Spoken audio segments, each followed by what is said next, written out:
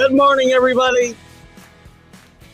Keith Engle here for Jack and Keith's Weekend Playbook right here on the new McGrath podcast streaming group. I got to get the name right.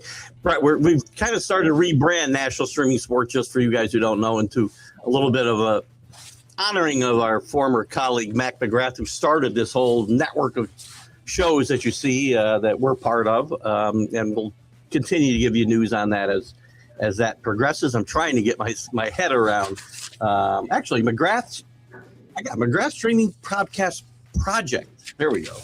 Had it right. Well, I'm glad it's named after Mac, because I wouldn't be here doing the show if it wasn't for Mac.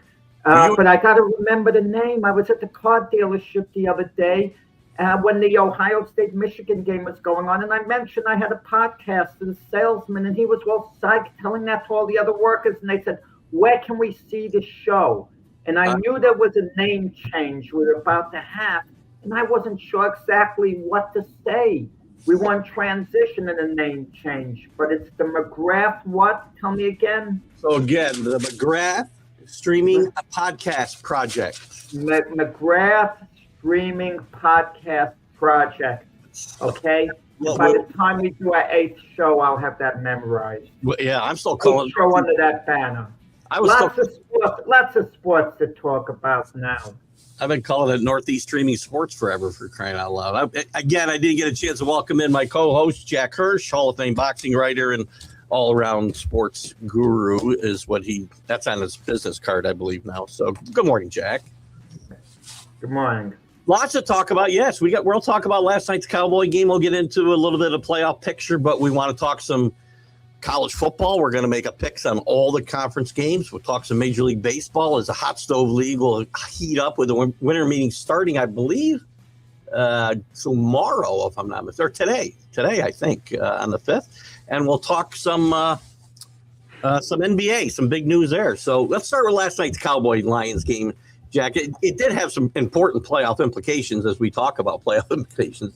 The Cowboys' road just got much tougher, and the Lions got a bit easier. And typical Cowboy game. I mean, they can't stop anybody, especially at big moments. I mean, there are times their defense looks better, but then they just give up huge chunks of yardage. And near the end of that game, I felt like the Lions had like 3 2-minute drives to score when the Cowboys would pull within striking distance.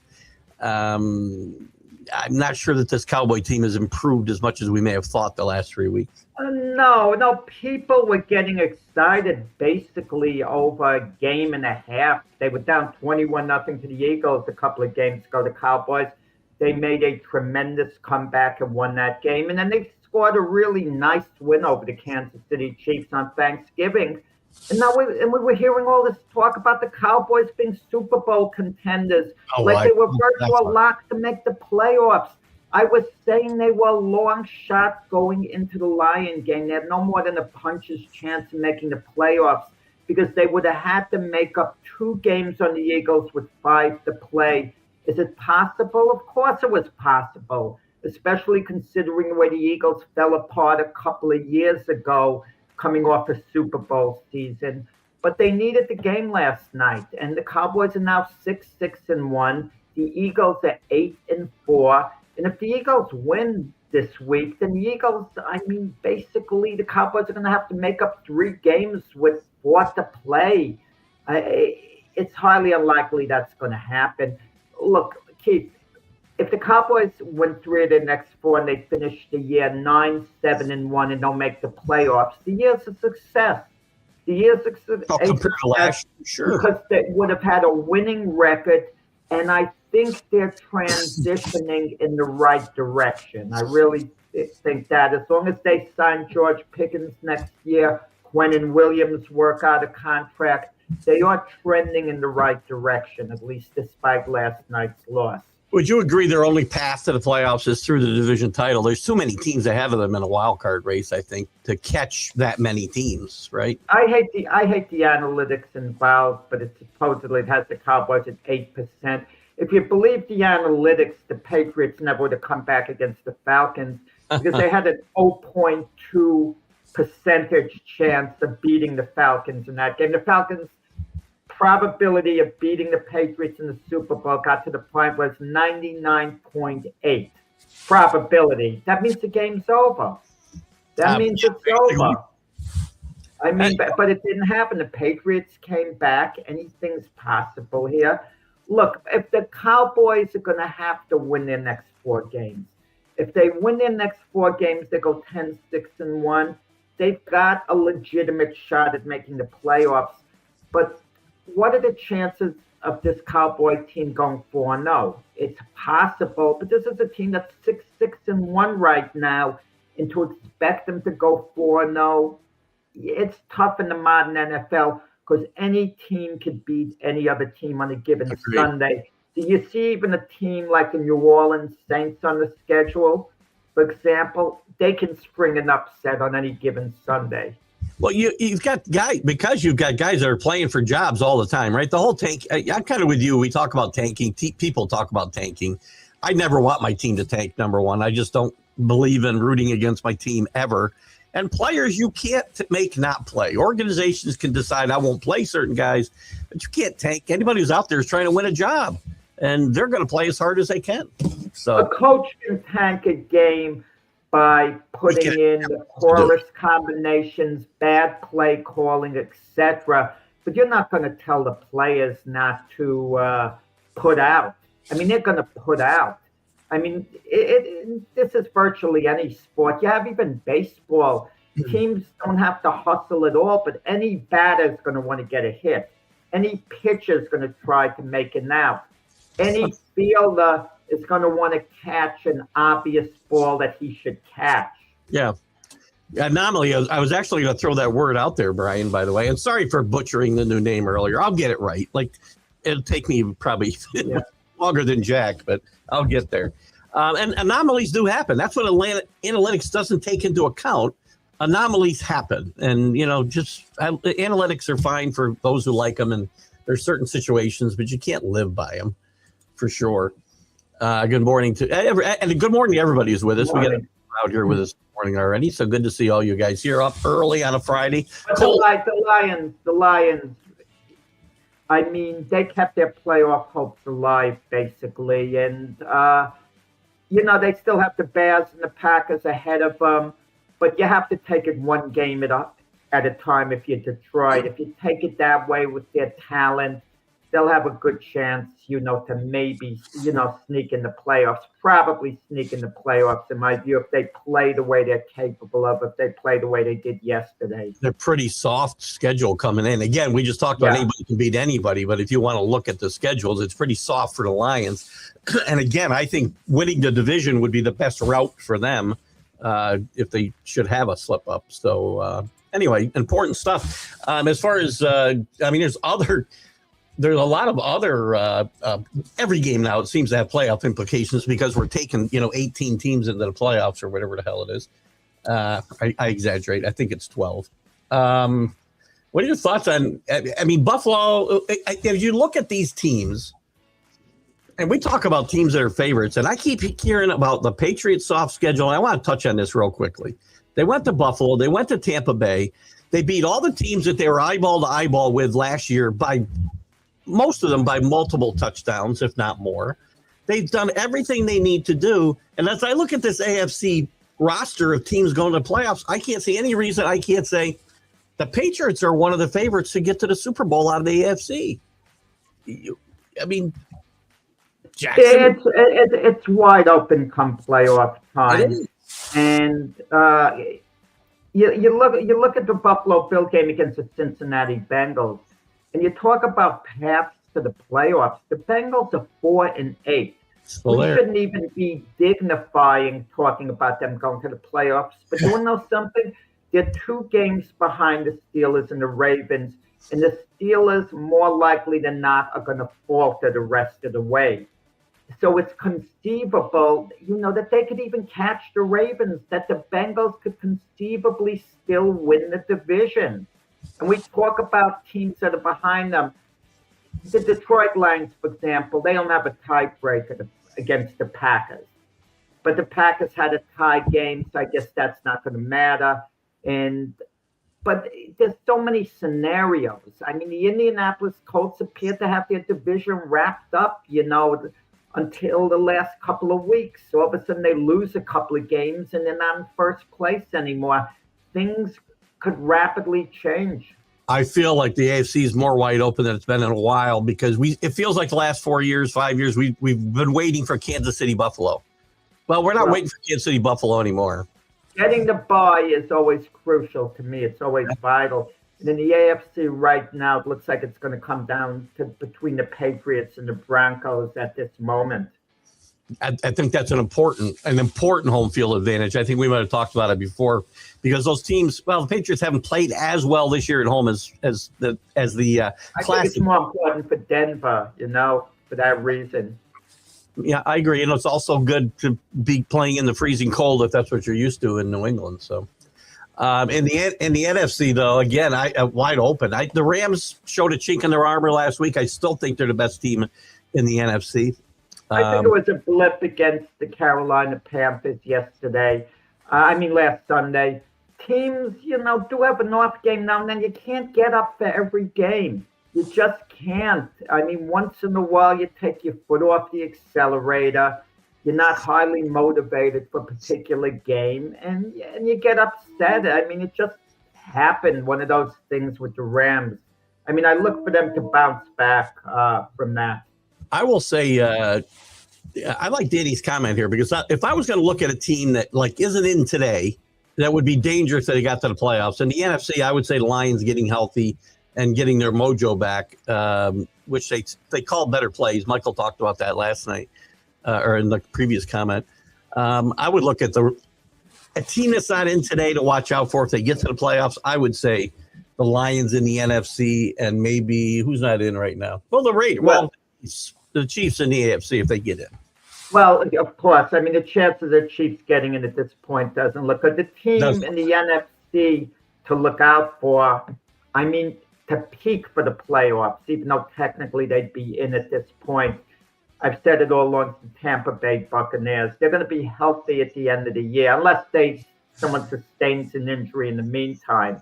They'll be healthy. They have an outstanding defense. The offensive line, they can protect Baker Mayfield good enough. He's elusive enough. He has quality receivers there. Bucky Irving running the ball. I mean, I would look out for the Tampa Bay Buccaneers. Well, you picked them, so you got to say. I picked them, and I'm holding to it. I would. That's fine. You can do that. We'll watch the games. We'll talk more about this on Sunday morning. We got a lot of other stuff to talk about. I'm going to throw you a little curveball because I wrote this down and I didn't mention it to you before we came on the air. They announced the finalists for the senior, the coach, and the contributor for the Hall of Fame voting. And I wanted to just get your opinion a little bit on that. The coach finalist is Bill Belichick. A lock. He's a lock. I don't care what's going on with him controversially. I agree. Do you think, though, one thing, you've got to get 80%. There's 9 guys on this committee. You've got to get 80% of the vote to get in. Bob Kraft, interesting enough, is the finalist for the contributor. Do they compete? Wow. Robert Kraft should have gotten in years ago. It's inexcusable. He hasn't been in. How do you have Jerry Jones in the Hall of Fame years ago? And now Robert Kraft. Name one other owner who's had a more successful franchise. Look, Robert Kraft, for some crazy reason, and correct me if I'm wrong, even with the Patriot fans, he's turned into a little bit of a villain. And it makes no sense. I mean, he moved on from Gerard Mayo after 1 year. You got Mike Grable. That was a sensational move. No disrespect to Gerard Mayo.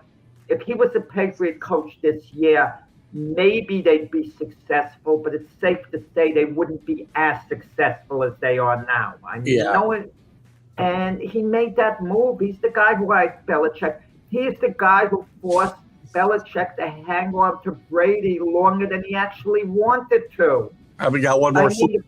Yes. And finally, he had to relinquish Brady because he had to make a choice, coach, play, as much as he hated to do it. He pushed it as far as he could, and it was a mistake on Belichick's part, but Brady benefited by getting another Super Bowl with the Buccaneers. But I think Robert Kraft, this helps him, Belichick being on the ballot, because I think a little of it is show business, and they're going to want both guys going in together. It'll be interesting. It creates a nice visual, a controversial visual. Well, the way they do this with these three separate buckets, right? They all compete against each other. They've all got to get whatever. If it's 9 guys and 80%, you got to get 7 votes. I can't do math very well. They got to get 7 votes, I guess, right?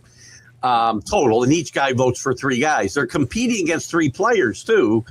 Kenny Anderson, who I love and I think belongs in the Hall of Fame, by the way, I really do. Roger Craig and L.C. Greenwood. All 3 of those guys, to me, are also deserving of being honored, don't you think? There's nobody in this finalist I would say, are you kidding me? Why is he in there? Is there one for you? No. I mean, the choices are strong this year. They're not strong every year, but this year they're definitely strong. But just speaking about the Belichick-Kraft narrative, how do you put one in without the other? We've seen it happen in sports where one gets in without the other. Yesterday, they announced the latest International Boxing Hall of Fame inductees. And one of the inductees is a fighter, outstanding middleweight from England named Nigel Benn. His chief rival was Chris Eubank, and Eubank's career was maybe marginally better than Benn's, even though Ben may have had a bigger victory or two. And they were like attached to the hip. How do you put in one without the other? Or better example, years ago in baseball, Pee Wee Reese got in the Hall of Fame, but Phil Rizzuto was made to wait forever. How do you put in one without the other? Because they were always linked together, Rizzuto and Reese. But Reese gets in and Rizzuto is waiting the longest time. Very similar players there. That's a good comparison, actually. And Rick, I would like to think personal life doesn't, if you're not out killing people. Rick, if Belichick doesn't get in, we know it's because of his personal life going on now. But I can't imagine the voters being that petty, keeping him out. I just can't imagine it. I would like to see them go in together. I think that would be a big step towards mending fences, even maybe, right? So. I don't know what it mend fences. I think Belichick would still be very defiant. And you know what mends fences? If Kraft mentioned building a statue outside of the stadium for Belichick, outside the stadium where the Patriots play, and if Belichick showed up for that ceremony, that would kind of be mending fences a little bit to a degree. You're getting a statue, you're showing up, even Bill Belichick, as long as Jennifer says it's okay. Well, if Bill Belichick didn't commit to showing up, Kraft wouldn't go ahead and build a statue until he knew he'd show up. Sometimes certain of these coaches, athletes, whatever, they could be stubborn and justifiably so, depending on the circumstance. I don't always blame them for holding a so-called grudge. But take the case of Bobby Knight at Indiana. Claimed he'd never come back. Eventually, he came back like many years later. If he goes back, anybody could go back, right? Let me just throw a couple other names at you. The guys who didn't get to the finals and see if anybody stands out. I got a name that stands out here for me. Henry Ellard, Joe Jacoby, Eddie Meter, who I don't recognize, sadly. Sorry, Eddie. Stanley Morgan, Steve Tasker, and Otis Taylor. Any of these you think are unjustly not in the Hall of Fame? I'll give you one. I'll give you 2.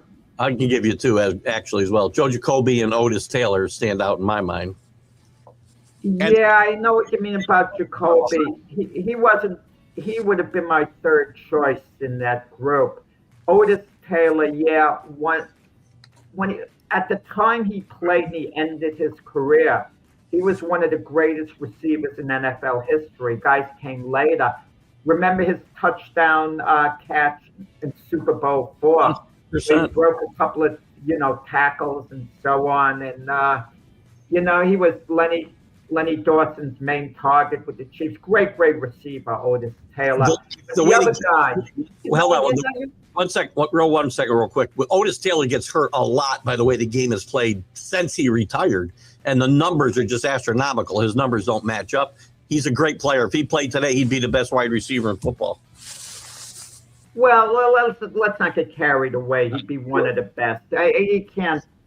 automatically put him ahead of Jamar Chase and Justin Jefferson. Let's not get carried away here. You're Getting a little too emotional, Keith, with the old school guys. But I want to fight. Let me tell you the way the game's changed.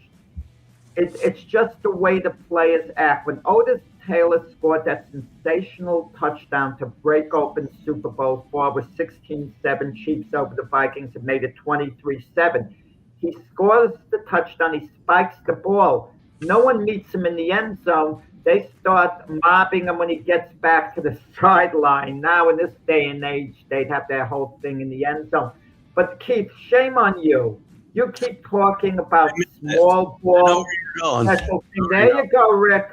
There you go. That's what I was going to say. As soon as I said it, I regretted it. Special team player, arguably, of all time. How can you be bragging about special teams and not have Steve Tasker, in there? He reinvented the way special teams played the game. I regretted it as soon as I left him off, quite frankly. And he's the second best. Matthew Slater is the best. Well, Joe Jacoby, one of the Hogs, right? Who are the other? Joe Jacoby's a great offensive lineman, man. Right. Jacoby belongs, and Tasker belongs. Otis Taylor belongs, and over the years, the big controversy. We're going to keep hearing it year after year about Eli Manning. Eventually, he'll get in. Eli might not get in for 15 years. We don't know. He'd end up on this bucket in the senior list. Let me ask you this. Phillip Rivers didn't make it as a finalist. Who? And Phillip Rivers. And some might argue that Phillip Rivers is a Hall of Famer. You could make that case. But how do you put in Phillip Rivers and not put in Eli Manning, even though I can argue that Phillip Rivers is a marginally better quarterback? I can make that argument, but Manning's accomplishments, 2-time Super Bowl MVP, it trumps anything Rivers did in his career. Well, we don't know about the contemporary players yet because that's not going to get whittled down until close to the Super Bowl. I think those two guys are still both alive, I think. They keep whittling it down from a large number, right? I'm not sure. I can't swear to that. I know, but Eli's not getting in this year. I could tell you that straight out. I would agree. I think too much pushback. He's not getting in. I shouldn't be projecting because you never know. But I could tell you, I'm pretty firm. Eli's just not getting in. I think that's a fair statement, actually. So anyway, I apologize for the blindsiding you there, but I had that written down and forgot. So we're going to move on from the NFL. Let's talk a little. You know what? I'm going to go to the NBA because we haven't talked a lot of NBA, and there's some big news. Giannis is talking about his future with the Bucks, and to me, I keep hearing him talk about his future with the Knicks when I hear him talking about that. Giannis certainly does not want us, and the Bucks are not playing well. The surrounding cast is mediocre at best. This is a shell of the team that won here. Just it seems like just yesterday. It was probably 5 or 6 years ago now. He's not going to waste the rest of his career in Milwaukee. What do you see happening with Giannis? Well, we don't know what's going on behind the scenes. They're having had private discussions with Giannis. But it's revealing they haven't announced that he wants to be a Buck the rest of his career. Giannis just got injured. So he's going to miss 2-3 weeks. So that kind of put everything on hold as far as Giannis goes. Giannis just doesn't want to be traded. It has to be to a specific spot, specific team that he's willing to go to. And word is that Knicks absolutely somewhere he'd want to go to. But what price does it pay for the Knicks? The Knicks have a team that could contend for the championship right now. Good. Are you going to be better off getting Giannis? I mean, it's easy to say, oh, of course, Giannis is a star. Any team would be better off getting him. But Milwaukee, this isn't charity. Milwaukee's not just going to take 3 number 1 picks and a couple of bench players and do Giannis a favor by shipping him to the Knicks. They're going to want to get serious value. The way Karl Anthony Towns is playing now, would I trade him one-on-one for Giannis? Yeah, I would. But they're going to want a lot more than Karl Anthony Towns. I mean, is it worth it? Karl Anthony Towns, Mikal Bridges, and 3 number 1 picks, 5-for-1 for Giannis. Is that really going to improve the Knicks getting a 32-year-old Giannis? A 32-year-old Giannis who's probably going to give you about 4 or 5 good years. The way Karl Anthony Towns is playing now, and Mikal Bridges is a pretty good player. He wasn't worth all the draft picks the Knicks gave up for him, but he's a heck of a player. I mean, a good player, Mikal Bridges. And 3 number 1s, I'm skeptical because of Giannis's age. If Giannis was 26 instead of 32, that would change the equation somewhat. I would argue in Brian's comment here, the Knicks have plenty to offer. I'm not sure about draft picks because they've traded so many in recent years. I'm sure where they stand in draft capital. But as far as players that will play, the Knicks could offer as much as any of these other teams. They shouldn't, though. I think they've got more quality players to offer Milwaukee than any 3 of these teams. But well, I'm going to tell you what I would make a bold move. I would make a bold move. If the Bucks called me up and they said, okay, we'll do 1-for-1 Jalen Brunson for Giannis, I would actually make the deal. How do you do that? I mean, it's painful, but bottom line is this, Keith. Who's a better player? Well, Giannis, for sure. There's your answer. When we talk about top 5 players in the NBA, as great as Jalen Brunson's been for the Knicks, he doesn't quite cut it. But Giannis's name's always going to come up as a top 5 guy. I'd be demanding him if I'm the Bucks, by the way. But the Knicks, you see how they play. They've tried to move Brunson off the ball this year, and they don't have anybody else to play on the ball. So they'd be worse off making that trade, in my mind, because their backcourt, specifically the point guard, would be decimated. There's nobody on that team to step up. Let me just say something in defense of the Milwaukee Bucks organization. They have tried their hardest to avoid Giannis wanting a trade, wanting out. They've made so many moves over the years. They get Damian Lillard. It didn't work out. Yeah. This past offseason, they signed Miles Turner in free agency.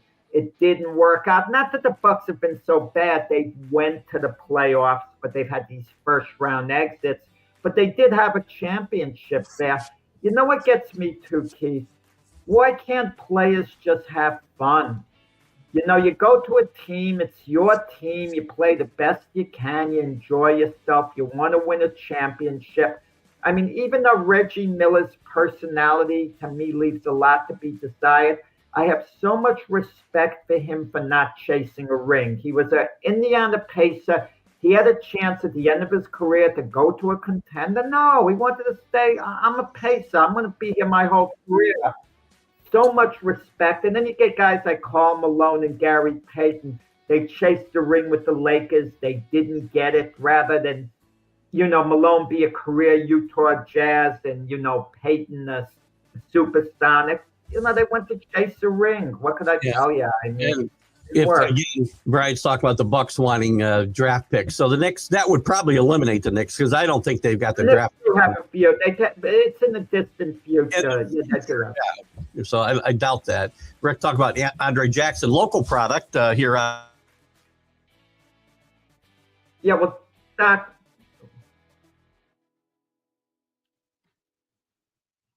Can't hear you, Keith.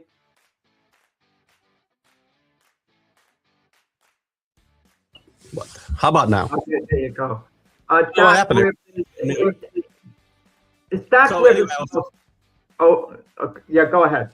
That's all right. I was talking about Andre Jackson being a local product here in Amsterdam, and Rick and many others here follow him very closely. He had a really great college career and started out strongly off the Bucks bench, and he's not getting much playing time. He might be a guy that moves too.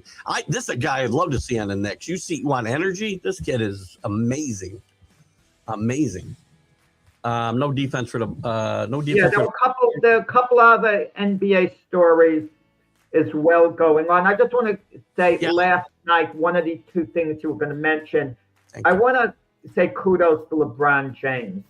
Pay him the highest compliment for the type of team player he was yesterday. LeBron James had an NBA record by far 1,297 consecutive games where he scored double-digit points. Last night at the end of the game, okay, with the Lakers playing, with the game on the line, he had the ball for last shot. He had 8 points. If he scores, you have your 10 points. You keep your streak going. He was aware of it. But he passes the ball. He passes the ball, and the Lakers win on a game-winning shot because of LeBron's unselfishness, drawing the defense towards him. Kudos to LeBron. He gave up the streaks so the team could win, okay? I agree. LeBron takes it tough in the media. He takes it tough on my shows. I try to defend him. Sometimes I can, sometimes I can't. That's a great take on this. 1,297. He's 400 plus ahead of Michael Jordan, who was second place. And I think Kareem was in third, like 500 behind. It's a streak that is never going to get broken, I don't think. Of course, all those streaks seem to get broken.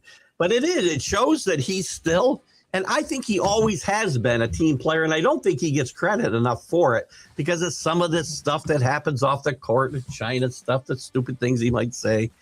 But he's one of the top 2 players in the history of the game.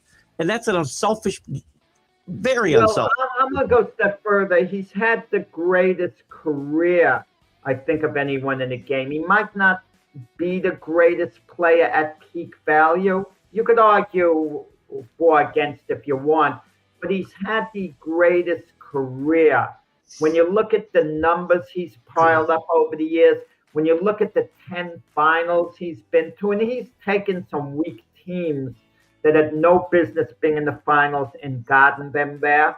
Okay, so I don't want to hear his record as 4-6 in finals and I don't want to hear about Michael Jordan being 6-0 in finals because there were a number of years where Jordan couldn't get his team to the finals, when LeBron, with an even weaker cast, could get his team to the finals. So, it's how you argue the situation. I don't want to hear about all this.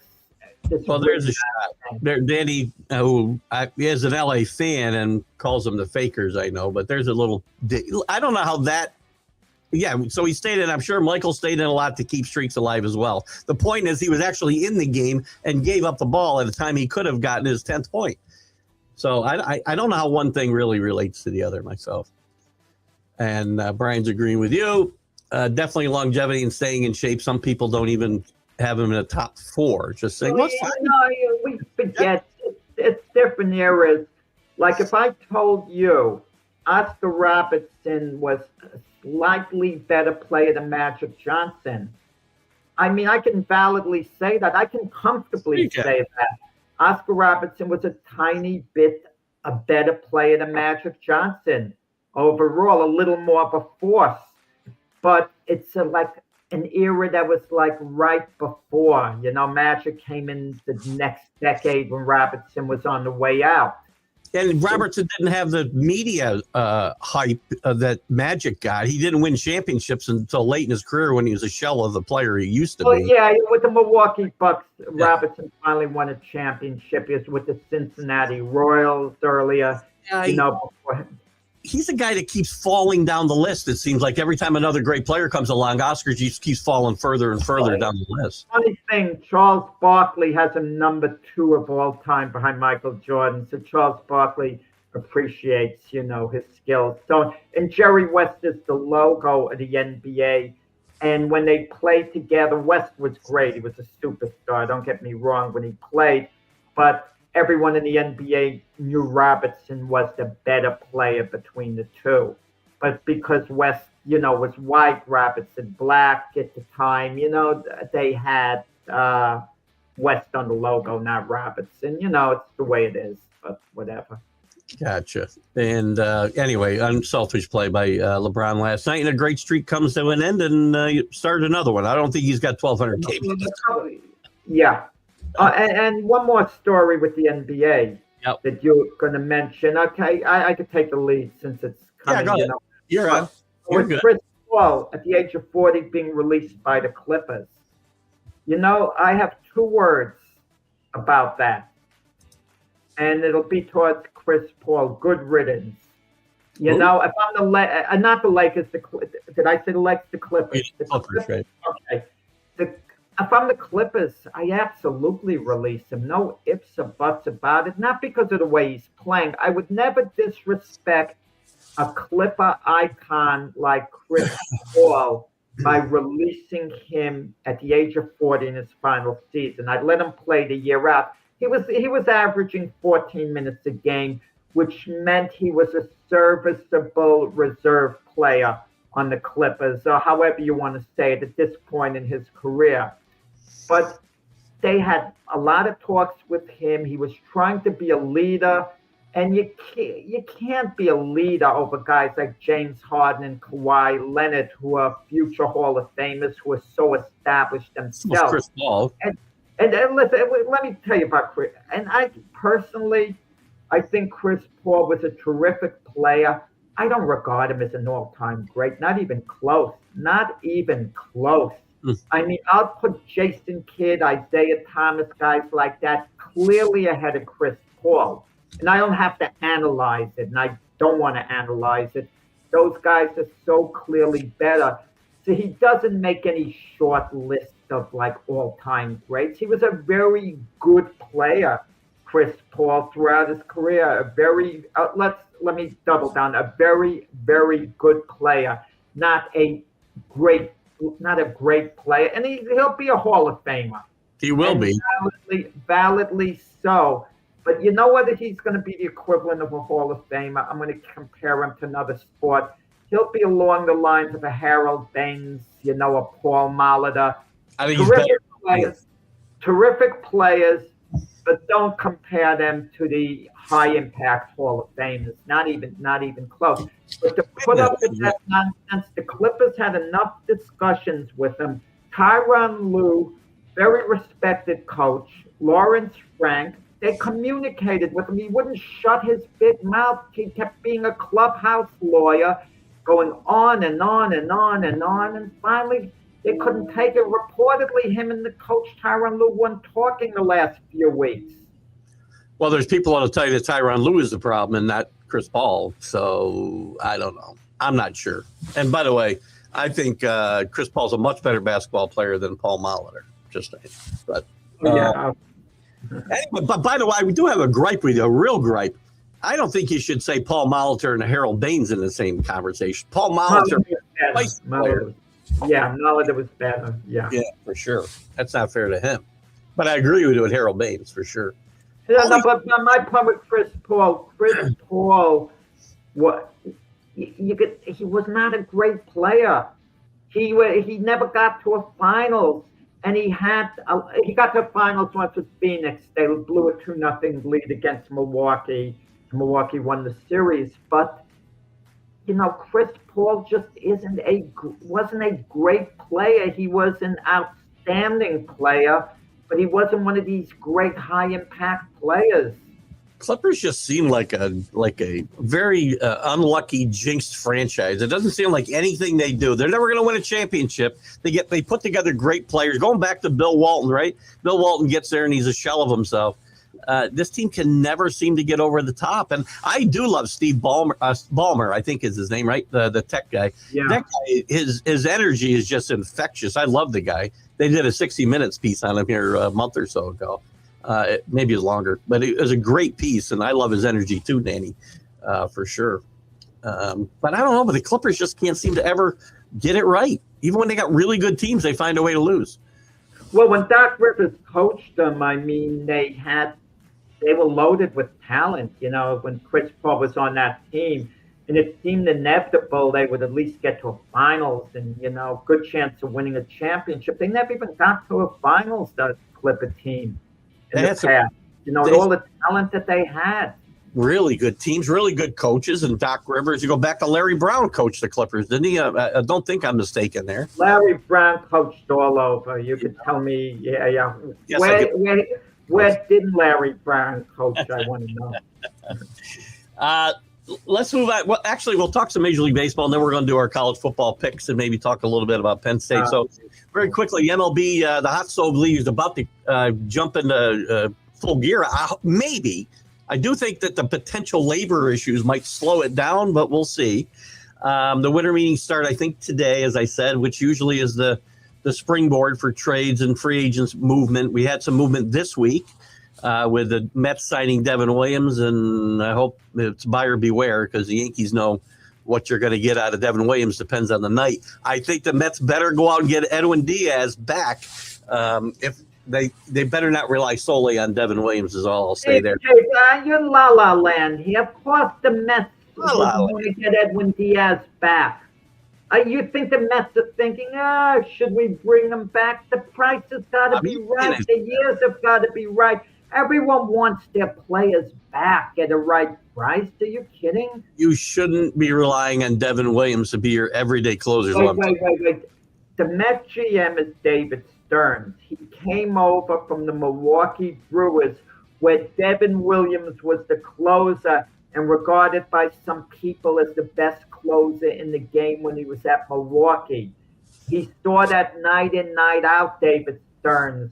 He has faith in Devin Williams. He has familiarity. He gave him a 3-year deal, $17 million a year. Is it a little on the high side? But it is for the type of year that Devin Williams is coming off of. But Devin Williams pitched better the second half of the year. He wasn't lights out, but he pitched better. His arm is sound. He's a viable option to be the Met closer if called upon. He did it successfully at Milwaukee. He's worth a chance. Edwin Diaz, we don't know what type of contract he's demanding. He might be demanding a 6-year contract, at least a 5-year. And if I'm the Mets, do I give him record money, Edwin Diaz, $25 million a year? That's my stopping point. 5 years, $25 million a year. I could settle on that, even though I don't want to give 5 years. But if a team is crazy enough to give him, like the Dodgers, a 7-year contract, $28 million a year, the Dodgers will pay a price later on.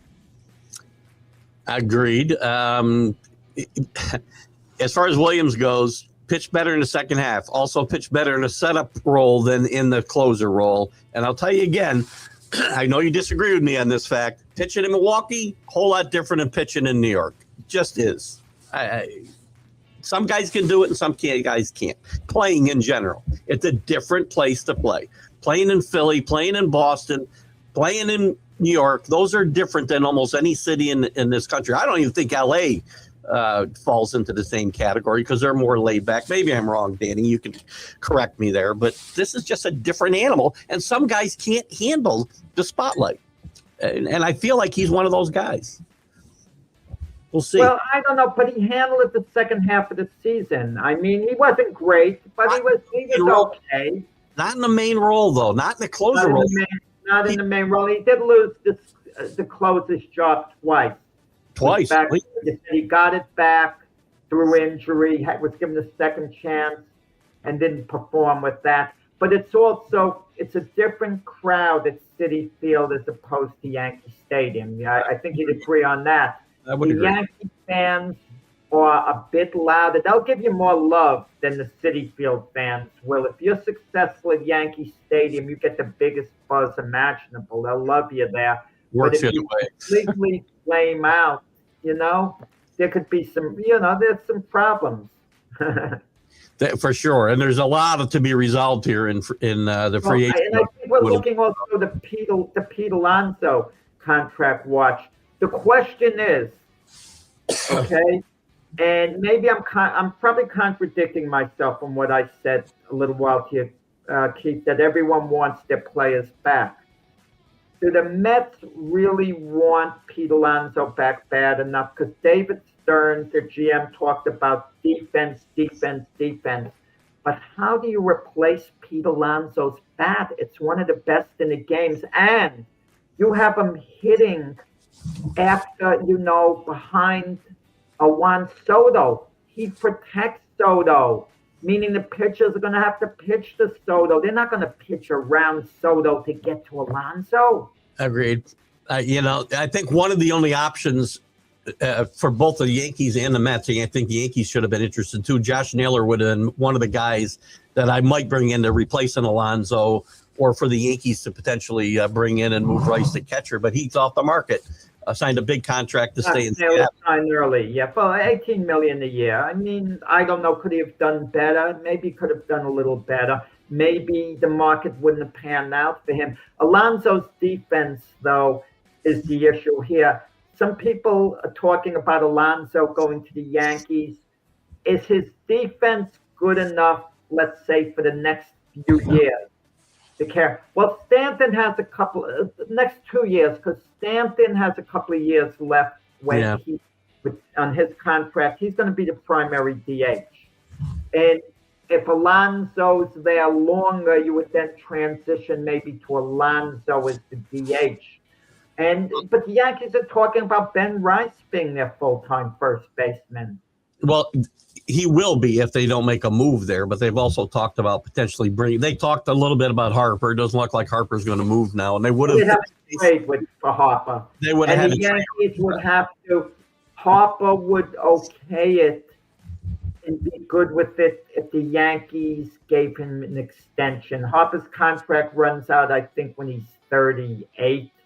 And if the Yankees extended him for 3 more years till 41 or so, and extended him at a nice number, they'd get his attention. But Rice played well enough at catcher last year that the Yankees will move him there if they were to find a different option at first base. I don't think they're going to. Well, the jury's still out on Austin Wells. The jury is still out. You know, I don't think the Yankees are sold one way or the other what to do with Austin Wells. I don't either. And just to finish up on Alonso, the biggest thing he's got going for him is this is with Naylor gone especially, this is a very weak free agent market in first baseman. It's terrible, actually. I think Alonso could run into major problems, you know, this year, unless one team bites. It's always one team. They're going to look at his numbers, look at his bat, and they're going to, you know, lay out the money. But, he wants to come back to the Mets, I think, above all else. But why would the Mets offer more than last year? Because David Stearns wasn't happy with, several of the positions. The defense and first base was amongst those positions. Right. Nothing's really. She had a little better offensive year than this year. A lot better. He had a great offensive year. Let's give it due. I don't know about great. It was a good offensive year, but Steve Cohen would have to step in and say to David Stearns, "I want him to be a career Met. I want him to be a legacy player." And then Steve Cohen, the owner, this is where owners should get involved. It's your team. You go over to GM, you sit the GM down, you say, "Look, you make all these decisions, but this is one decision that I'm making." It's the same thing John Mara should have done with Saquon Barkley. This is my legacy play. And then the owner, Steve Cohen, you call up Scott Boras, say, "Look, I'm willing to meet you halfway. This is what the market is. I'll give him $30 million a year for 4 years, $120 million, 4 years, no opt-outs. But I got to know pretty soon. If that's not good enough and you want to play the market, don't come back to me if the market isn't good and say you're going to accept that offer in a few weeks, because that offer is not going to be there in a few weeks. But I'm willing to do that now." And I'd make moves in the meantime. If the Mets address their first base situation with someone else, I don't know who else would be out there, I'd say bye to Alonso, but I would make a good faith effort to keep Alonso as a career Met by making him a very viable offer, like a 4-year deal. At what dollar amount? I'm not making him a Met. I would actually, if I'm Steve Cohen, I would actually give him $30 million a year. He made $30 million last year. Sure. No opt-outs, no nonsense. You hold Met records now for homers, so on. We want you to add to those records. Is it important for you to be a legacy player? We're meeting you halfway there to do it. We don't want to give you 4 years, but we will do it, in good faith because of how much we value, your contribution to the franchise.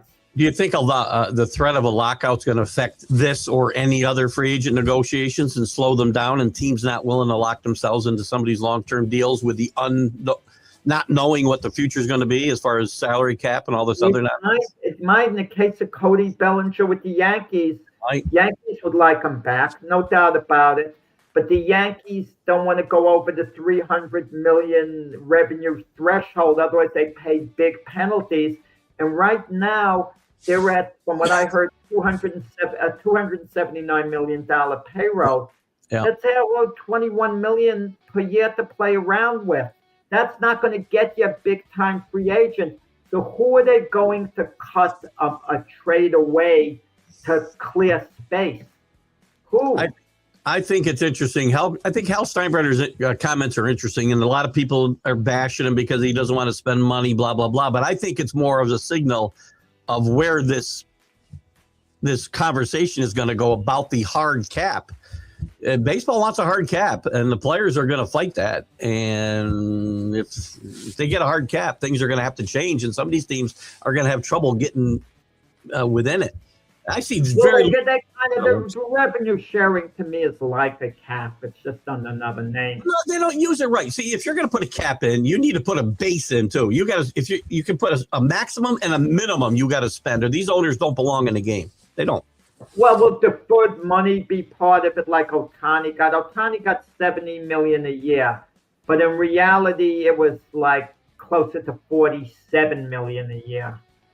I think it's probably lower than that. Yeah. I think it's lower than that. They did a great job of finding the loopholes in the salary cap. I'll tell you, great job. Yeah. But lots to come, and we'll be talking lots more about Major League Baseball and probably in the next couple of weeks, because things should start. We're going to find out whether things are going to break free and guys start moving, or whether there's going to be a slowdown because of the possible work stoppage. Let's jump to college football, because we got to cover 9 conference championship games and pick our winners. Let me get my pen ready for Jack's picks so I don't lose them again. And right now, we're picking winners straight out and going with the points. I mean, point of the season, I think we should just pick them straight out. I'm okay saying straight up winners. I'm okay with that, especially with some of the games that we got. So some of them will be pretty easy to pick. Right now, Jack's 18-22. Keith is 20-21. We've been setting the world on fire here, guys. Man. If I bet these games, I'd be losing my ass. So, you remind me, Keith, you're going to wind up, I think, beating me when the season's done. But you're going to be like that Seattle Seahawks team that won their division when they were 7-9. That's what I think you'll be. We're like, well, who's weaker, me and you? Or, well, not this year. In the past, where the Buccaneers would always be winning the division, they'd be 8-9. Yeah, that's where I stand right now. You may come back and beat me too, because there's 9 games on the board for us this week. We'll start off tonight at 7:00. Troy and James Madison. James Madison's still in the playoff hunt. They lose this game, they'd be out. They are big favorites in this game. I mean, the Sun Belt Championship, I mean, what kind of interest is it creating? Who watches Troy? I mean, they've been around forever, but who watches them? I mean, James Madison should ramp over them. I mean, they should. They should, and they will be in the playoff hunt, because we may get 2 group of 5 teams in the playoff, because if Duke wins, we'll talk about a game in a second. If Duke wins, it's going to put chaos out here. This another game tonight on CBS Network. The exciting, what league is this? U.S. Conference USA, Kennesaw State against Jacksonville State. I'll tell you, I'm taking Jacksonville in this game. Yeah, I think so. Yeah, but I have no really strong opinion on that either way.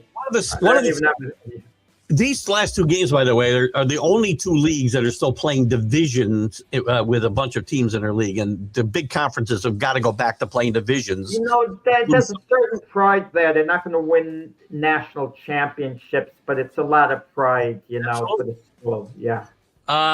Another important game for the playoff in the American, North Texas will square off against Tulane, and a game with 2 coaches who have 1 foot out the door. They've taken other jobs, by the way. I'm not just saying this, but I saw Tulane play early in the season, and they had all these, playoff aspirations. Then they would, kind of slip up a little bit. I don't know why. Just watching them early in the year, they if you want to talk about the longest of long shots for national championship, longest of long shots, something about Tulane, you know, tells me, they could be a Cinderella team. I mean, I don't think so, but it could happen. So you're taking Tulane? Yeah, no, yeah. Well, just for the hell of it, then I'm going to take North Texas State. I was kind of on Tulane could win decisively the game. No, they'll beat them by more than a touchdown at least. North Texas has got a pretty good football team, by the way, heading to the new Pac-12 next year. Better record than Tulane. I know they're 11-1, but who did they really beat? In a conference that I thought was going to be better and have a playoff contender, they do not. But UNLV will square off against Boise State in the Mountain West. Boise State.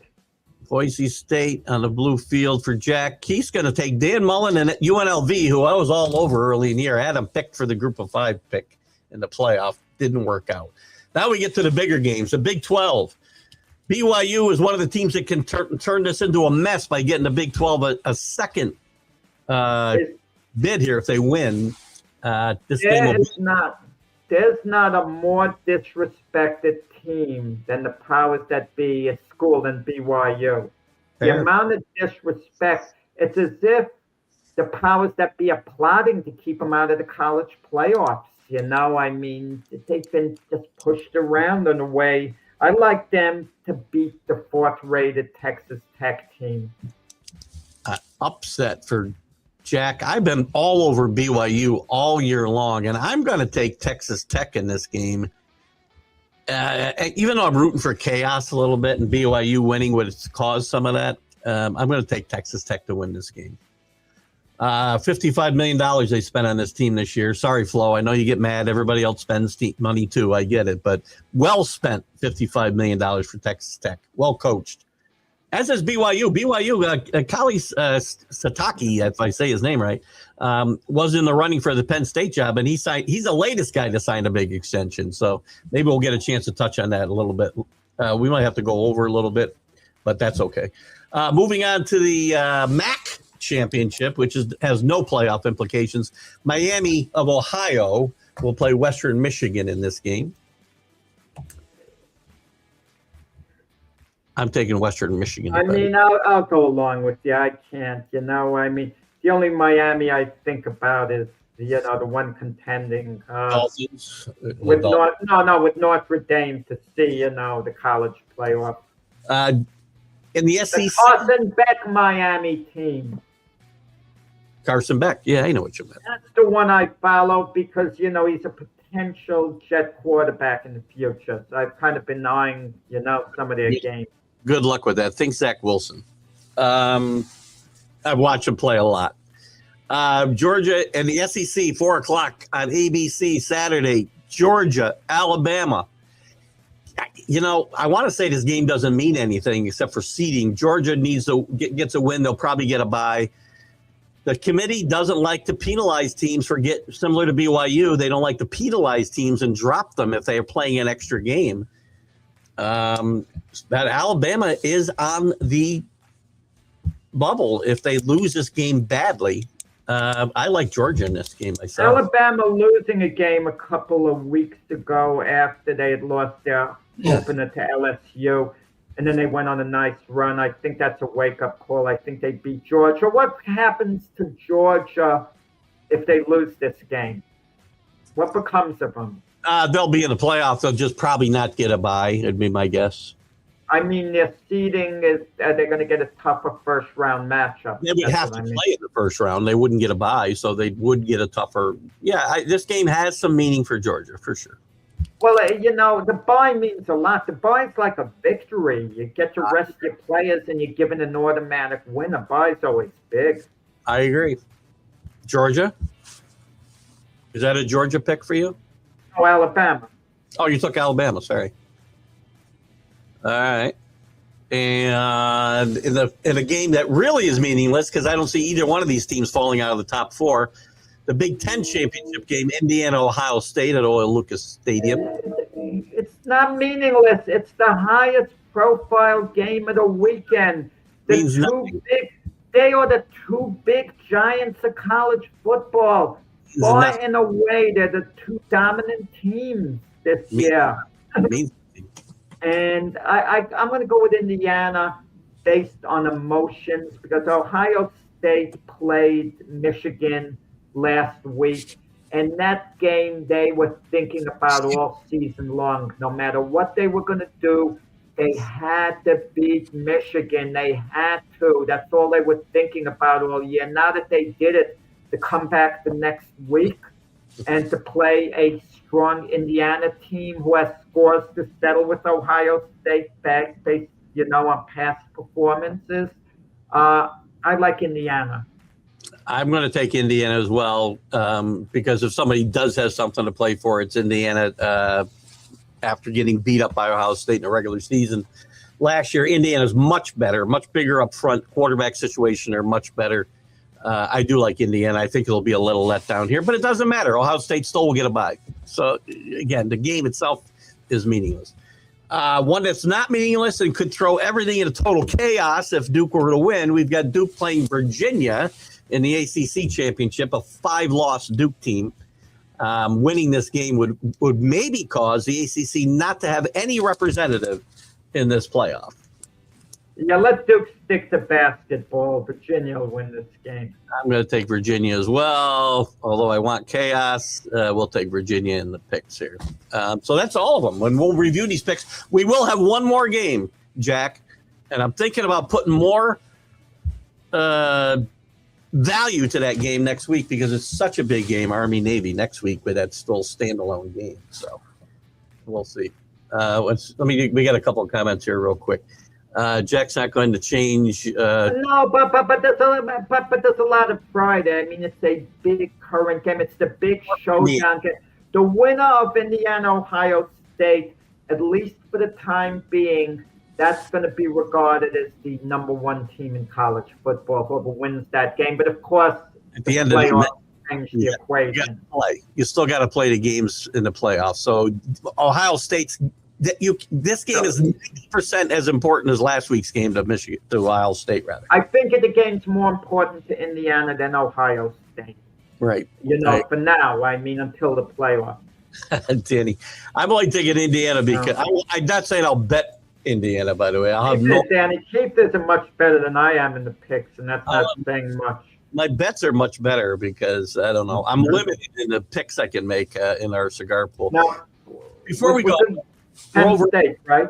We talked a little bit about this, and the Penn State job is still open. While all these other jobs, Elaine Kiffin, linchpin got pulled, and all these other jobs got filled pretty much in like 72 hours, if not less. But the Penn State job, the music has stopped, and are there any chairs left? Because there's no coaches left.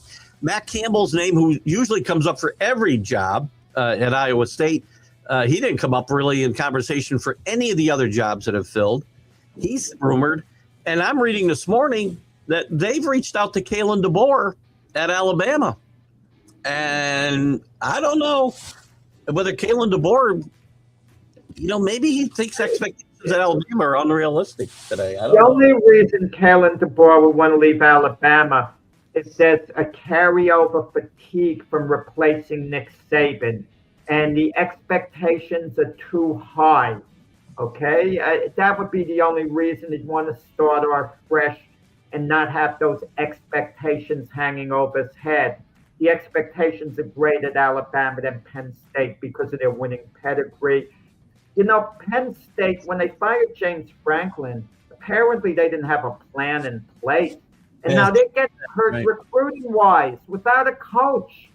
The parade has passed them by.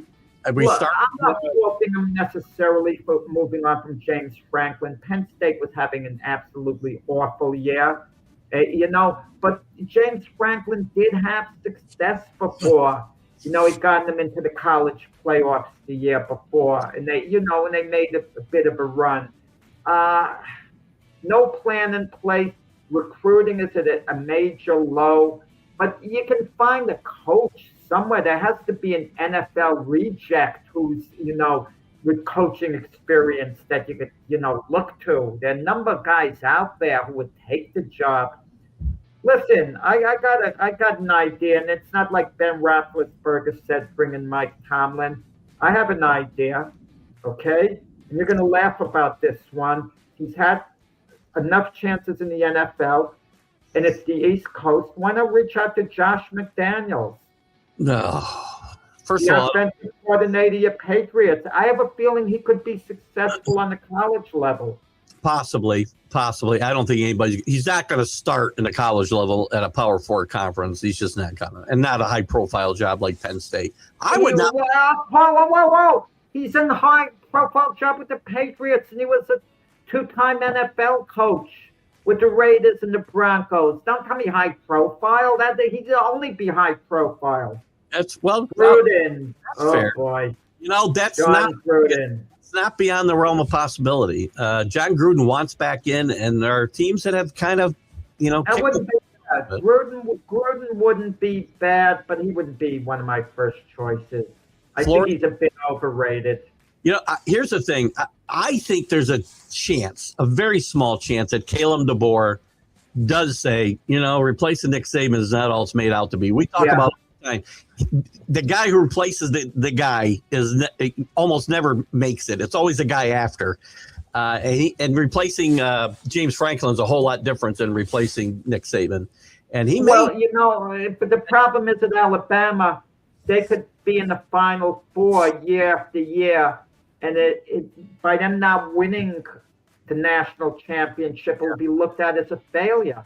Yeah. Okay. By the people in Alabama, they'll start losing patience, and he doesn't need something like that. You go to Penn State, you're taking a team that's really, I'm not at the bottom, but went back significantly. Any improvement would be appreciated there. Listen, you go there and you win half your games against Michigan, Ohio State, get to national championship game now and again. They're going to be very happy over there. So. Yep. I think it's possible. Not a huge. What do you think of Mike Tomlin, the idea after all, if they move on from the Steelers? Big Ben, it wasn't a bad suggestion by Big Ben, actually. It's Big Ben talking, though. It's nobody else. I think it wouldn't be a bad thing. I do think that the Steelers and Tomlin probably would be best for both parties if they parted ways. But I see Tomlin taking a little break rather than jumping into another melting pot this way. But you also have a number of coordinators in the NFL where if they took that job, it would be an increase in pay and would give them a chance to head their own program. If he didn't have all these controversial off-the-field issues, Brian Flores would be a good choice. He's originally from New York, an East Coast guy, pretty good defensive coordinator, head coaching experience. Just a thought. Danny, your comparison to Aaron Boone is irrelevant here. By the way, I wasn't talking about my Aaron thing. Boone, what the heck is Aaron Boone can't coach Penn State? No, he's talking about just the way Keith looks at his thinking manager, gets to the World Series, don't win it, and you suck. Just saying. I've been saying that about. Well, Danny's right on that point. That's what you've been saying. The Yankees haven't won anything in 16 years. They have won. They just didn't get the ultimate championship. You see, that's why DeBoer should leave Alabama, because of that mentality of people like you. They think in Alabama the way you think. Oh, Saban did this or that, and you haven't quite duplicated it. I think that's unfair. I don't care what he does at Alabama. It doesn't matter to me. Well, any boxing news before we wrap it up? We're over a little bit. But there's a fight this, tomorrow night pay-per-view. It's a busy weekend, not the biggest fight. Lamont Roach against Isaac Cruz. In a couple of weeks after that, we're going to be talking about Jake Paul and Anthony Joshua. That's more for the average fan who's going to get into that a little more. You're going to be talking. We'll be talking about that, following week. You're talking a lot of college football, because Frank was on commenting on my college football show Wednesday night, pretty much the whole hour and a half. So he's pumped. maybe we should cut Frank from out of the glove fist boxing show and I get someone else and put him on football full time. Seems like he likes football more. You put Frank on the football show full time. He's not going to want to talk any boxing at the beginning of the show, but for the boxing show, he's going to want to talk football.